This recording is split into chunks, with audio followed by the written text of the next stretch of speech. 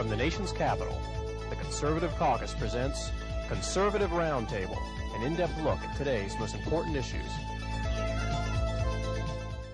Welcome to Conservative Roundtable. I'm Howard Phillips. We're pleased to have as our guest for this broadcast a distinguished American patriot by the name of William C. Triplett II.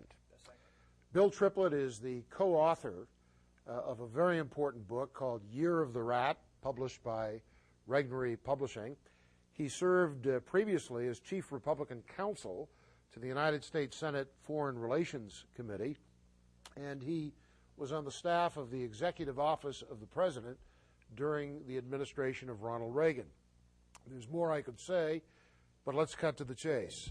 Bill, I think you have done as much as anyone to alert the American people to the growing threat to our national security posed by Communist China. How did this get onto your radar screen? Well, I'm really the China specialist for the Congress, so I have been doing this for over 30 years. So the question of China has been part of my life for a very long time. But as you begin to look at this, and you look at what communism has done in China and how this is going to affect us now and in the future, you can't avoid becoming part of it. In the first place, of course, the Chinese army killed the kids at Tiananmen Square almost exactly 10 years ago. How many people were killed? I would guess about 4,000.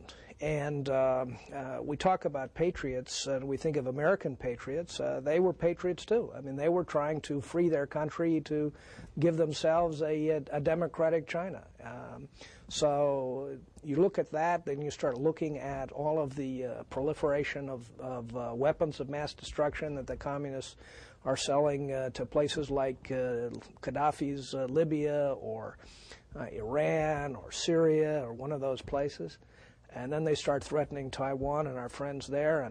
And then now, of course, the big thing is they're engaged in this massive military buildup with our technology and our equipment and so forth and so on to the next century, which is, 8 months away. How can a reasonable person not conclude that the Chinese are at least a serious potential threat to the United States?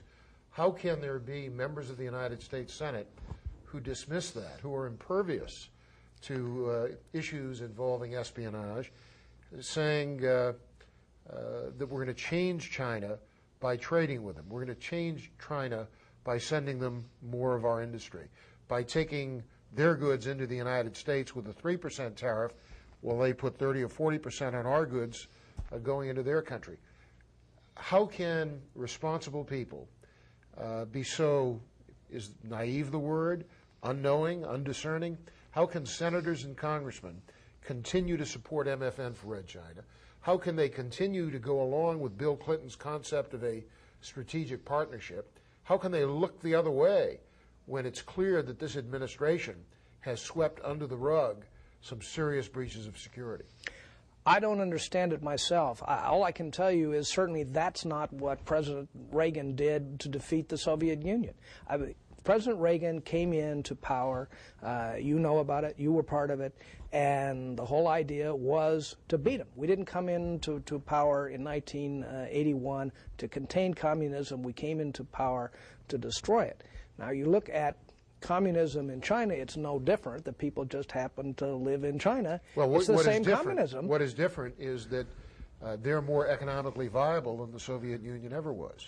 That's certainly true to that extent. And one of the problems, frankly, is that some of that money ends up directly or indirectly in the hands of former American so they politicians. They hire people like Henry Kissinger and Al Haig, and you have the situation to which you alluded before the broadcast of decision makers in the administration being pressured by people who are perceived to be at a very high level to pursue policies that are favorable to the Communist Chinese regime.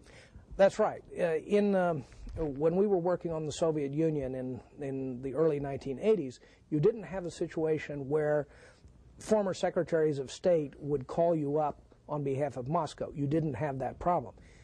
Now you have the problem of former secretaries of state calling up members of Congress and senators in essence promoting Beijing's policy.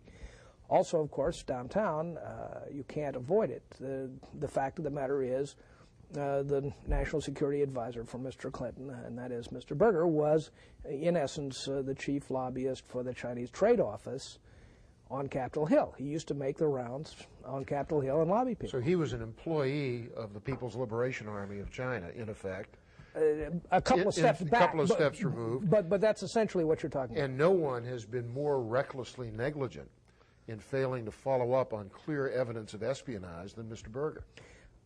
That's certainly true. I'm not sort of recklessly negligent gives the man the benefit of the doubt. I mean, what happens if you are the official and I come to you... Intentionally complicit is another way of putting it. Right, and I come to you, let's suppose I come to you and I say, they're stealing us blind, it's still going on, and what happens? You manage to get me demoted. I mean, is that recklessness or is that complicity?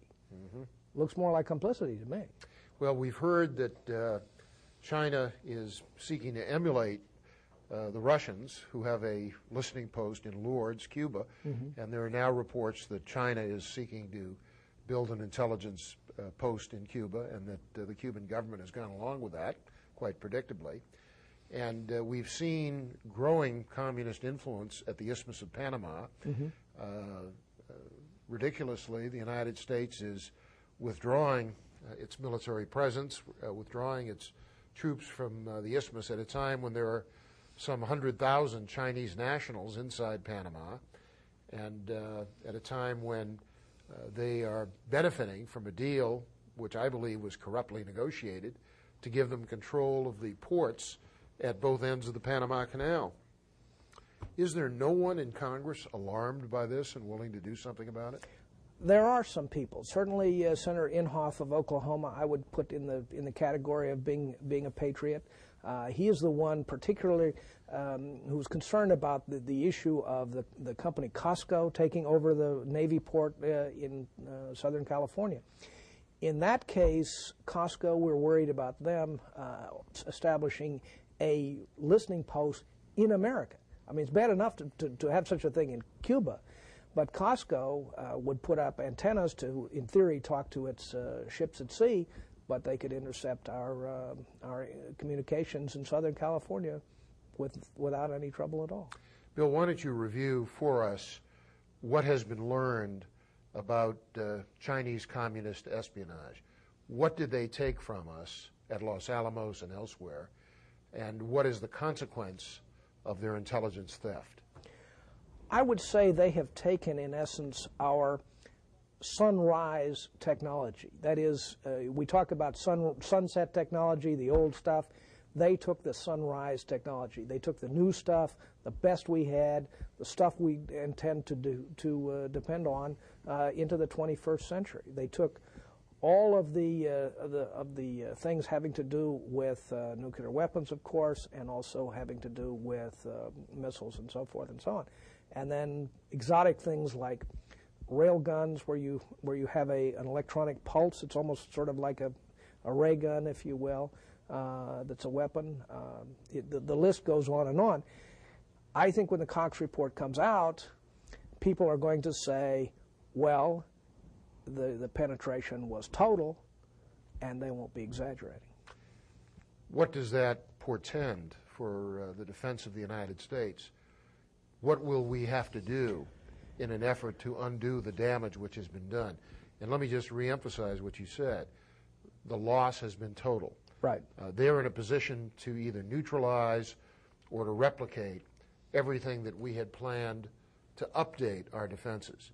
And as a result, we're naked before them militarily. That's right. You want to sort of look at this in three parts. First, you've got the espionage of the information itself, okay?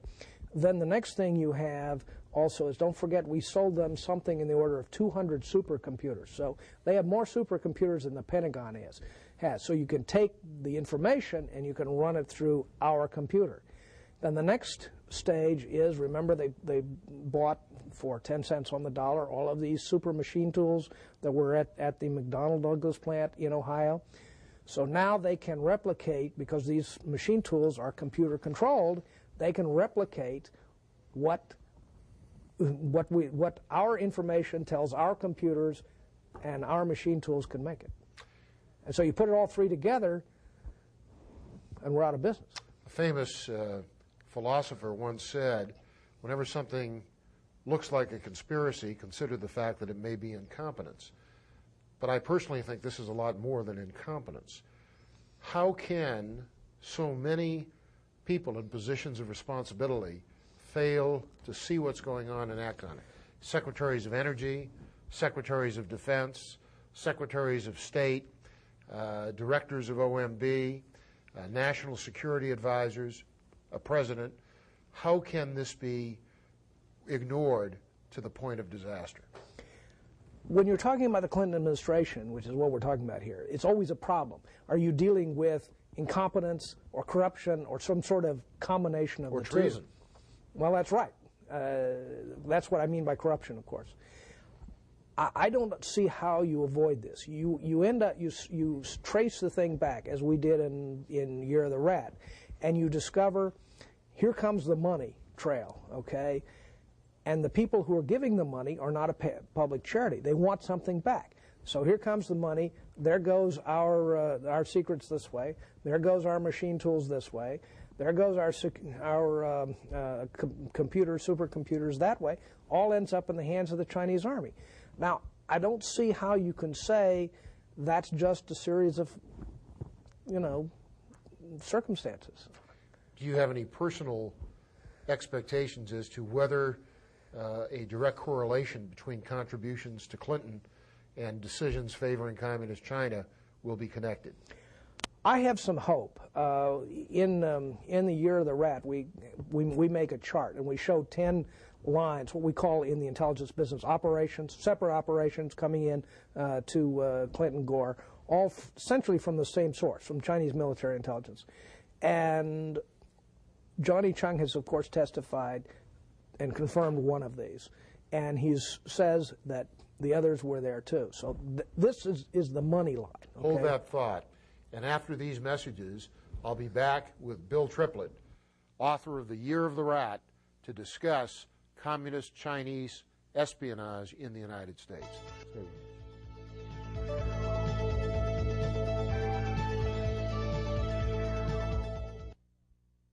Hi, I'm Howard Phillips, chairman of the Conservative Caucus. I'm inviting you to learn more about the Conservative Caucus, a grassroots public policy action organization that was founded in 1974. Whether you're opposed to socialized medicine, interested in making Congress more accountable, stopping the New World Order, fighting gun control, reducing taxes, or restoring America to its biblical premises and constitutional boundaries, we're the organization you're looking for. Please call the number on your screen to get more information about our work. For more information, write The Conservative Caucus, 450 Maple Avenue East, Vienna, Virginia, 22180, or call 703-938-9626. Here's how you can become a citizen lobbyist and influence how your representatives vote. Write a letter to your congressmen and senators. Speak out on a call-in talk radio program. Write a letter to the editor of your local newspaper and call the Conservative Caucus for more information at 703-938-9626.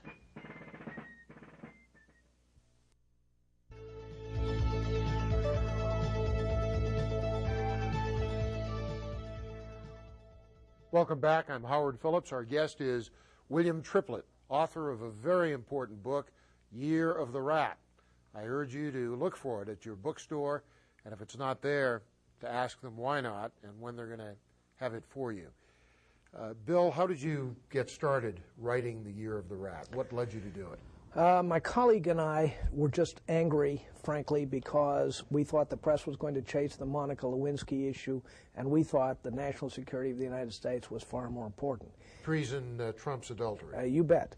And we thought, frankly, that no one else was going to do this, and it turned out to be true. There's no competitor out there to compare our book against another one. We thought it was very important. What is the role of the First Lady in all of this? Well, the First Lady appears in a chapter essentially all of her own. We call it the Week That Was. And we argue that the First Lady, for a corrupt purpose, put a Chinese spy into the Commerce Department. Do you think it was an ideologically corrupt purpose or one that merely served to advance her financial interests? I think basically it had to do with covering up of prior crimes.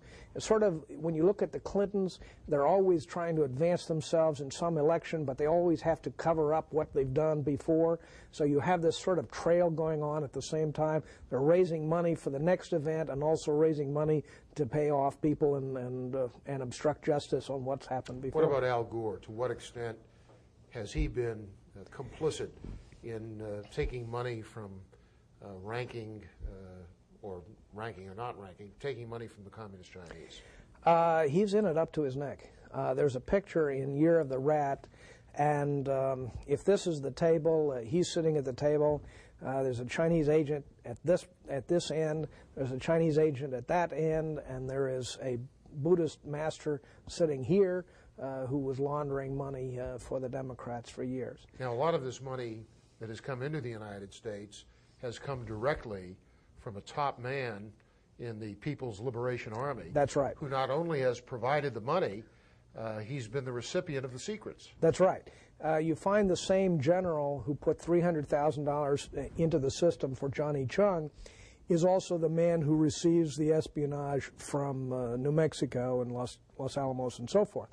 He's also the same man who is in charge of sending Chinese generals to the United States for training. I mean, I don't think people understand that a whole series of Chinese generals are coming here at taxpayers' expense, and we are training them modern warfighting capability. For example, the very general who gave the mount up and move out order 10 years ago to kill the Chinese young people at Tiananmen Square, they brought him here. You and I paid for it, and the viewers paid for it, taxpayers. And at the end of this time, to make him happy, we gave him a Hawaii vacation. Well, if that's all we had given, I'd be less concerned than the fact that we've given him access to our greatest secrets. And then you've got a situation where one of these key players was the very person who threatened to bomb Los Angeles with nuclear weapons if we pursued a policy in the Straits of Taiwan that was not congenial to the Chinese Communist government. Absolutely. The same guy, the same Chinese general who put the money in is the same man who threatened to incinerate Los Angeles because we seem to like democracy in Taiwan. And he's also the same man who is receiving the espionage, and he is the same man who is working on the military-to-military relationship. I don't think most Americans realize how important an independent Taiwan, independent from the control of Beijing, is to our own security. Douglas MacArthur used to say that Formosa is like a giant aircraft carrier floating in the Pacific. As long as Communist China does not control Taiwan, there are limits to what they can do going on the offensive because we are well positioned to limit their aggression. But if they absorb Taiwan, it makes the United States and all of our friends infinitely more vulnerable. There's no question about that. In the first place, that means communism will have taken a democracy off the table like a major chess piece. The second item is there's a chain of democratic countries that begin with Japan, go through South Korea, go Taiwan, Philippines, go all the way around into the Indian Ocean, and this chain depends on us. We are the leader of the democratic alliance in the world, and if you pull one of these pieces of the chain out in the middle of it, the chain itself can't function. Well, you have a situation now where the Chinese are aggressively pressing claims of sovereign control over key areas. I recall during the Reagan years, I was very disappointed that the Reagan administration did not challenge the claims of Red China to control of the oil deposits in the South China Sea. I thought that was a devastating decision, and they were under pressure from Chevron and other American oil companies that wanted a short-term piece of the action, and in return, they gave up something very valuable. Now we see that the Communist Chinese are asserting sovereignty over the Spratly Islands, right, to which the Philippines and others have what many would view as a prior and superior claim. But since Communist China is the big kid on the block, and America, when it comes to defending its national interest, is increasingly seen as a paper tiger, there doesn't seem to be any real resistance to this Communist Chinese strategy. It's astonishing to me. Not only do you have the whole question of the oil deposits, but 400 ships a day go right through that part of the world. And if you stop those shipping lanes, you take out 60% of Japan's energy needs. Well, a famous geostrategist of many decades ago, Mr. Mackinder, talked about things like choke points. Sure. He talked about things like sea lanes. Our politicians and even our military seem to be woefully unaware of these elemental concepts of national security. One of the things that the Chinese have to know is that with the U.S. Navy cut in half from some 600 ships under John Lehman and Ronald Reagan to 321 or whatever it is today, in time of war, if the Panama Canal is closed, our ability to keep our logistics open and to accomplish other purposes is much diminished. Yet, again, no one seems to be moving to keep the Chinese out of Panama and to keep the United States in. What is it going to take to wake up our countrymen? I think basically it's going to take your viewers getting involved in this. It is not going to come down from the top. It's going to come from the bottom up. One of the things that I have discovered is there apparently is no American aircraft carrier in the Pacific for the first time in 40 years. At a time when North Korea is a great uncertainty, to put it mildly. Oh, absolutely. And when Red China could use the blow-up of the mission in Yugoslavia as a pretext for action. Let's just take a minute to talk about that. What is your feeling about the attack on the Chinese embassy? Was it intentional on the part of anyone? If it was an accident, how can that kind of incompetence be explained? Of course, when you're talking about the Clintons, you can never rule out incompetence. I mean, that's the problem.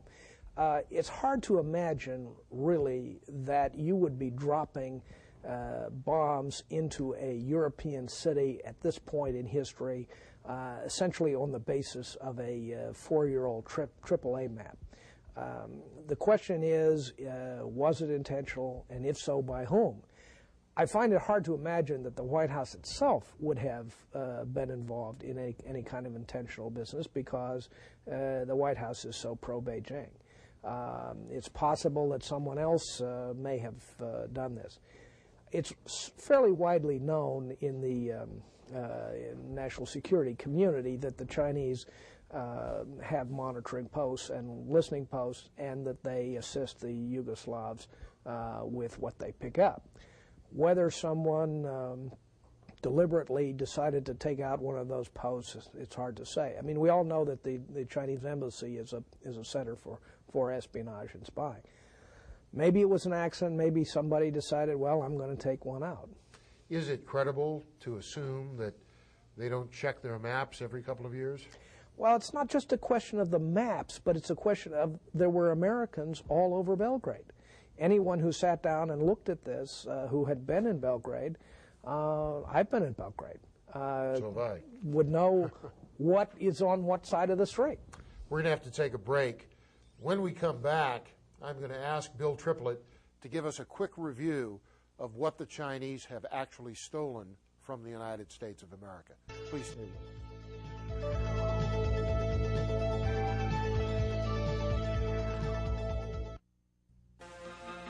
In every major war of the 20th century, control of the Panama Canal has been strategically crucial to America's military. Now the great U.S. Navy is no longer a two-ocean navy, and the Red Chinese military knows very well that control of the isthmus is more important than ever. That's why Red China now seeks control of the two crucial ports on each side of the Panama Canal. If Congress fails to give our military the funds to maintain U.S. bases in Panama, Red China will fill the vacuum, giving a communist superpower a hammerlock grip on the path between the seas. Right now, there's no money in the defense budget to keep our U.S. bases in Panama, And even as we reduce our defense spending, Red China boosts theirs with $40 billion each year coming from us as the result of MFN, Most Favored Nation status. We the people, along with our leaders in Congress and at the White House, have a duty to preserve, protect, and defend America's vital interests.